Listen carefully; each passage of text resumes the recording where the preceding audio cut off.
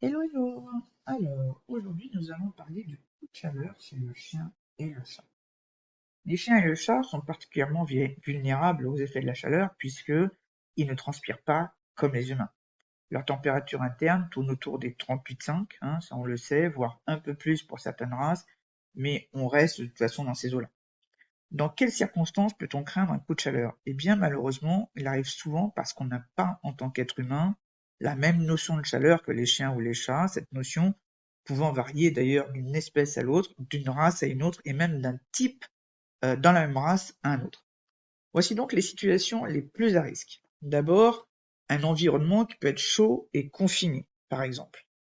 Le cas le plus courant, c'est en voiture, même à l'ombre et fenêtres entrouvertes, la température peut monter en flèche en quelques minutes. C'est l'endroit où les coups de chaleur se passent le plus souvent. Ça peut être dans une pièce mal ventilée, surtout si l'animal est enfermé dans un espace réduit, sans accès à l'ombre ou à l'eau fraîche. Ça peut être lors d'un transport en cage ou dans un sac de transport, pendant que l'animal peut rapidement suffoquer si l'aération n'est pas suffisante. Ensuite, on a les efforts physiques intenses par temps chaud, notamment après un exercice excessif, comme des courses-poursuites, des jeux, un travail intense pendant les heures les plus chaudes de la journée.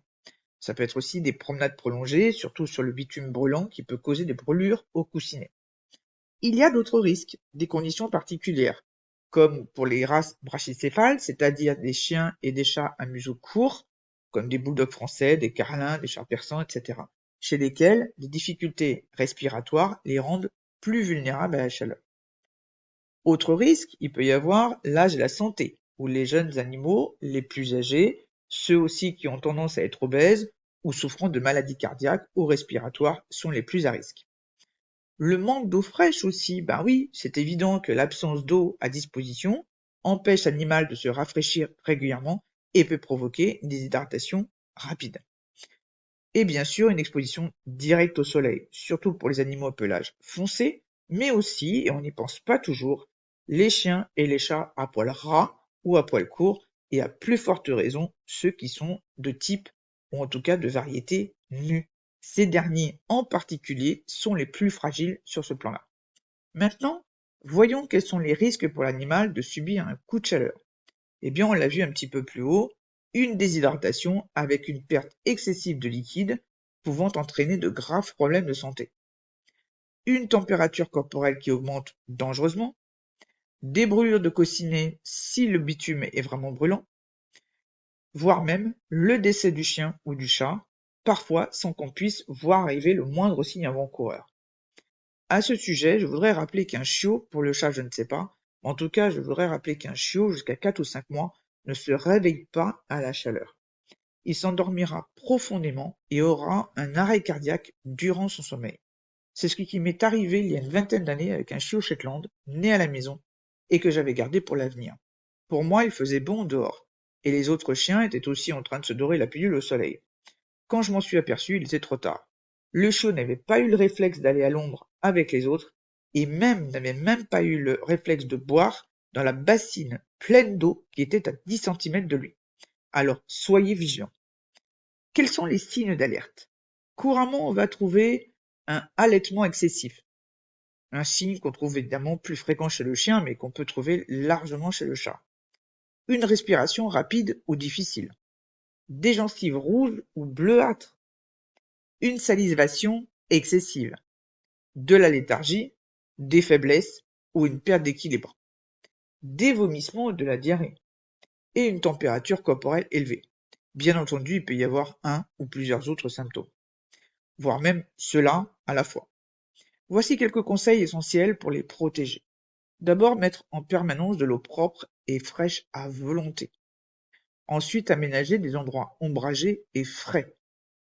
Ensuite, éviter les heures les plus chaudes de la journée pour des sorties ou des promenades.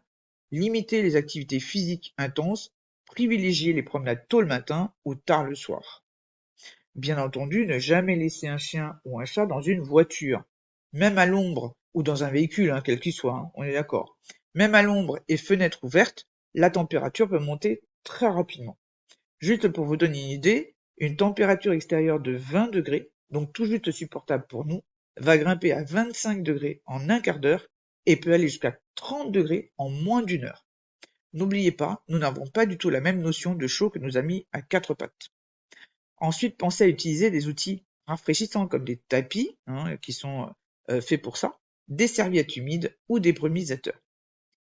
Et si malgré toutes ces précautions, votre animal est victime d'un coup de chaleur, que faire?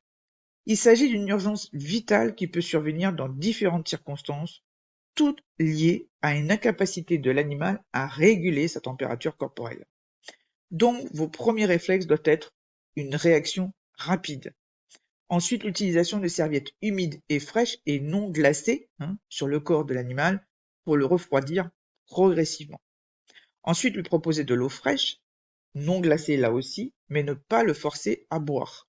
Je vous conseille éventuellement de prendre des pipettes, des seringues pour lui donner à boire en goutte à goutte, pour qu'il puisse, on va dire, se rafraîchir, mais je dirais plutôt s'humidifier, si c'est possible, la langue, la bouche, de façon très graduelle et donc pas brusque. Et bien entendu, contactez un vétérinaire en urgence pour l'emmener immédiatement là-bas.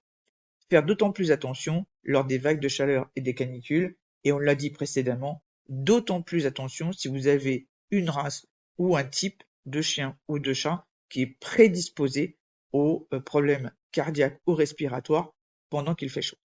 J'espère que ces petits conseils vous auront été utiles. Je vous souhaite une excellente journée et je vous dis à très bientôt.